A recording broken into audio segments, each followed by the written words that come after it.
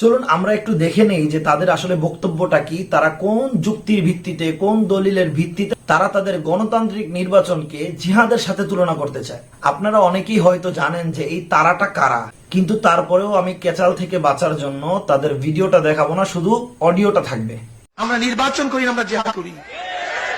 আমরা কি করি? এটা নির্বাচন না, এটা আমাদের জিহাদ। এই জিহাদে যারা অংশগ্রহণ করবে তারাই হলো মুজাহিদ। এই জিহাদে যারা অংশগ্রহণ করবে তারাই হলো মুজাহিদ। মাসালুল মুজাহিদি ফি সাবিলিল্লাহ কামাসালিস সাইমিল কাইমিল কানিত লা ইয়াফতুরু বিন সিয়ামি ওয়ালা সালাতি হাত্তা ইয়ারজিআল মুজাহিদ ফি সাবিলিল্লাহ। মুজাহিদ যতক্ষণ আল্লাহর রাস্তায় থাকবে ততক্ষণ পর্যন্ত তাদের আমলনামায় সওয়াব লেখা হইতে থাকবে। ক্ষমতায় যাওয়ার মাধ্যম আগে ছিল তলোয়ার, এখন কি ভোট? যদি ওইটাই ক্ষমতায় যাওয়ার মাধ্যম হওয়ার কারণে জিহাদ হয়, এইটা ক্ষমতায় যাওয়ার মাধ্যম হলে জিহাদ হবে না কেন?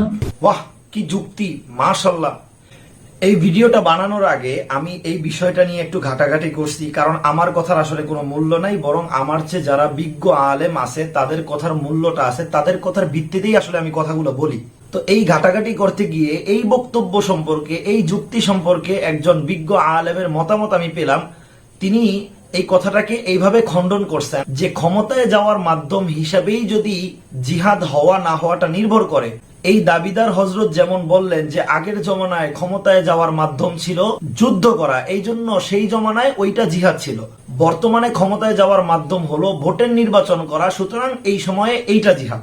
তো ওই আলেম খুব রসাত্মক ভাবে এর উত্তরটা এভাবে দিছেন যে আগেরকার যুগে যুদ্ধ ছিল, এরপরে গণতন্ত্র ছিল, ভোট ছিল, কিন্তু বর্তমানে ক্ষমতায় যাওয়ার মাধ্যম হলো কারচুপি করা, ভোট কেন্দ্র দখল করা। সুতরাং এখন কারচুপি করা এবং ভোট কেন্দ্র দখল করাটাই জিহাদ। তাইলে তাছাড়া এই নির্বাচনকে যদি জিহাদ বলা হয়, তাহলে আমরা জানি জিহাদে যদি জিতে যায়, অর্থাৎ কেউ যদি কোনো ইসলামী দল যদি জিহাদের মধ্যে জিতে যায়, এই নির্বাচন জিহাদে যদি তারা জিতে যায়, এই জিহাদে জয়লাভ করার পরে প্রতিপক্ষ যারা আছে আমরা জানি তারা, তাদের স্ত্রী, তাদের সন্তান, তারা গনিমতের মাল হিসেবে গণ্য হয়। এখন এই নির্বাচন জিহাদে যারা জিতবে, যদি এই নির্বাচনটাকে অরিজিনালি তারা জিহাদই বলতে চায়, তাহলে প্রতিপক্ষ কি তাদের জন্য গনিমতের মাল হয়ে যাবে? কি জবাব দিবেন বলেন তো দেখি, কি জবাব দিবেন বলেন? আবার যদি এই নির্বাচনটা ওই যুক্তি অনুসারে সরুই জিহাদের মতো হয়ে যায়, তাহলে এই নির্বাচন করতে গিয়ে মারামারি করে যারা শহীদ হয় তাদেরকে কি গোসল দেওয়া লাগবে না? নাকি তাদেরকেও হাকিকি শহীদের মতো একেবারে গোসল টোসল ছাড়া সরাসরি দাফন করা হবে? কি জবাব দিবেন বলেন তো দেখি, কি জবাব দিবেন বলেন? সুতরাং দেখা যাচ্ছে যে কোনো অর্থেই আসলে নির্বাচনকে সরই অর্থে জিহাদ বলার কোনো সুযোগ নেই। যদি দিন প্রতিষ্ঠার জন্য নির্বাচনে শরিক হওয়ার চেষ্টাটাকে জিহাদ বলতেই হয়, তাহলে এমন ভাবেই বলতে হবে যাতে বোঝা যায় এটা শাব্দিক অর্থে বলা হয়েছে। এইভাবে দলিল দিয়া, যুক্তি দিয়া এটাকে ওই মূল জিহাদের সাথে তুলনা দেওয়ার, জিহাদের জায়গায় স্থলাভিষিক্ত করার আসলে কোনো মূল্য নাই। যারা এরকম করতে চায় তারা দিন বিকৃত করতে চায়। আর যদি অনিচ্ছাকৃতভাবে ভুলে মুখ থেকে কথাটা বের হয়ে থাকে, তাহলে এটা জাতির সামনে ক্লিয়ার করা দরকার যে আমার কথাটা এইভাবে বলা উচিত হয় নাই, বরং এটা শাব্দিক অর্থেই প্রযোজ্য হবে, হাকিকি অর্থে না। আমি যে যুক্তিটা দিছি এই যুক্তিটা সম্পূর্ণ ভুল। কিন্তু সমস্যা হলো ওনারা নিজেদের ভুলটাকে মানতে চায় না, বরং যুক্তিতে তারা পরাজিত হয়ে তারা দাবি করে যে অমুক আল্লামা তমুক আল্লামা তারাও তো নির্বাচনকে জিহাদ বলেছেন। এই বিষয়ে আমার আলাদা একটা ভিডিও করা আছে, আপনারা এই ভিডিওটা দেখতে পারেন। ওনারাও যখন নির্বাচনকে জিহাদ বলেছেন তখন এইভাবে দলিল দিয়ে, প্রমাণ দিয়ে সেটাকে মূল জিহাদের স্থলাভিষিক্ত বানাইতে চান নাই, মূল জিহাদের মতো বানাইতে চান নাই, বরং স্বাভাবিকভাবেই তাদের কথার দ্বারা এটা বোঝা গেছে যে হ্যাঁ, এটাও ইসলাম প্রতিষ্ঠার যেহেতু একটা পদ্ধতি, সুতরাং এটাকে তারা জিহাদ বলতেছেন, শাব্দিক অর্থে প্রযোজ্য হয়েছে, এটা স্বাভাবিক, তাদের কথাই বোঝা গেছে। এখন তারা বলতে পারে যে খালি আমাদেরই দোষ, আমরা কিছু বললেই সেটা দোষ হয়ে যায়, অন্যরা যখন ব্যবহার করে তখন সেটা দোষ হয় না। আমরা বলি ভাই, যেটা দোষ সেটা যেই করুক সেটাই দোষ।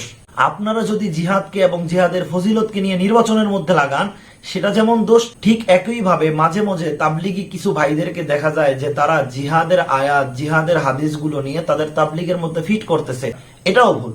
আমরা আমাদের অনেক আকাবির, অনেক বুজুর্গ ওস্তাদ, অনেক বিজ্ঞ আলেমদের জবানে এই কথাটা শুনছি যে জিহাদের আয়াতগুলোকে, জিহাদের হাদিসগুলোকে তাবলিগের উপর প্রয়োগ করা এটা আসলে এক ধরনের তাহরিফ করা, বিকৃত করা। এমনিতেই তাবলিগের ফজিলতের শেষ নাই, তাবলিগের যথেষ্ট পরিমাণ ফজিলত আছে।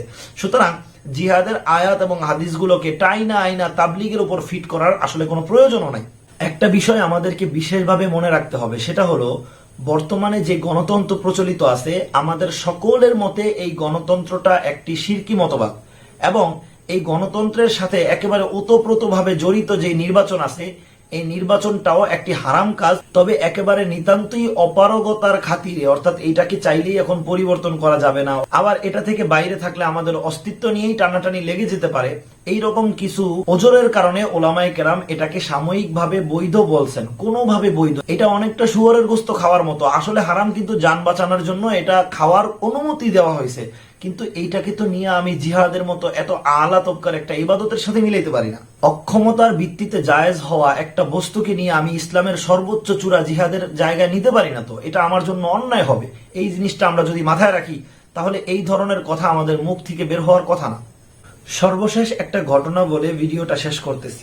ভারতীয় উপমহাদেশের একজন কিংবদন্তি আলেম হযরত মাওলানা মুফতি সাইদ আহমদ পালনপুরি রহমতুল্লাহ আলাইহির দর্সের মধ্যে, তার ক্লাসের মধ্যে একবার তার এক ছাত্র তাকে প্রশ্ন করছিল যে, ওস্তাদজি, বাংলাদেশের মধ্যে এমন কিছু লোক আছে যারা গণতান্ত্রিক নির্বাচনকে জিহাদ বলতে চায়, তাদের এই দাবিটুকু কতটুকু সত্য?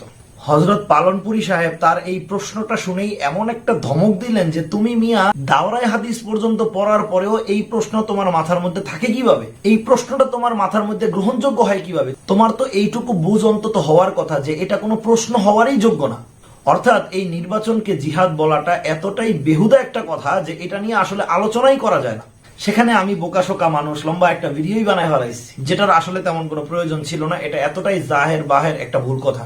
এত কিছুর পরেও হয়তো অনেকে এমন থাকবেন যারা এই বিষয়টাকে স্বীকার করতে পারবেন না যে এই নির্বাচনকে, গণতান্ত্রিক নির্বাচনকে কোনোভাবেই আসলে শরঈ জিহাদ বলা যায় না, জিহাদের সাথে তুলনা করা যায় না। কারণ ওই যে আমার গুরু বলেছেন, সুতরাং গুরু যাহা বলিবেন তাহাই সত্য হিসেবে গণ্য হইবে, এর বাইরে কোরআন আসুক হাদিস আসুক কারো কথা গ্রহণযোগ্য হইবে না।